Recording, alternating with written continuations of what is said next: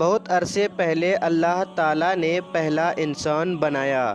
اس انسان کا نام آدم تھا۔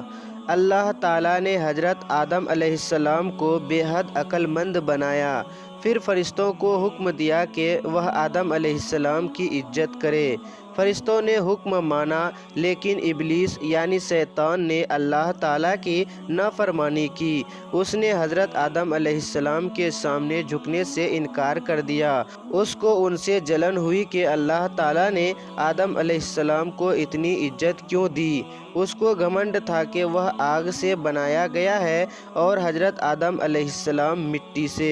وہ یہ سوچتا تھا کہ وہ حضرت آدم علیہ السلام سے زیادہ بہتر ہے۔ وہ حضرت آدم علیہ السلام کا دشمن بن گیا۔ شیطان انسانوں کا کھلا دشمن ہے۔ شیطان یہ چاہتا ہے کہ ہم برے کام کریں، اللہ تعالیٰ کی نافرمانی کریں۔ ہم شیطان کو نہیں دیکھ سکتے ہیں، لیکن وہ ہمیں دیکھ سکتا ہے۔ وہ ہم سے باتیں نہیں کر سکتے۔ وہ ہمارے دلوں میں بری باتیں ڈالتا رہتا ہے تاکہ ہم گمراہ ہو جائیں۔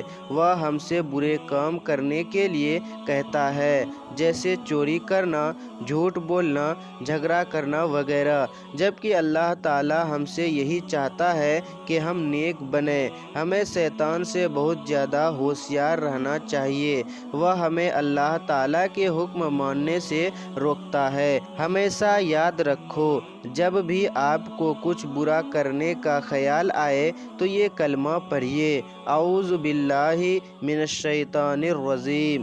میں اللہ تعالیٰ کی پناہ چاہتا ہوں شیطان مردود سے۔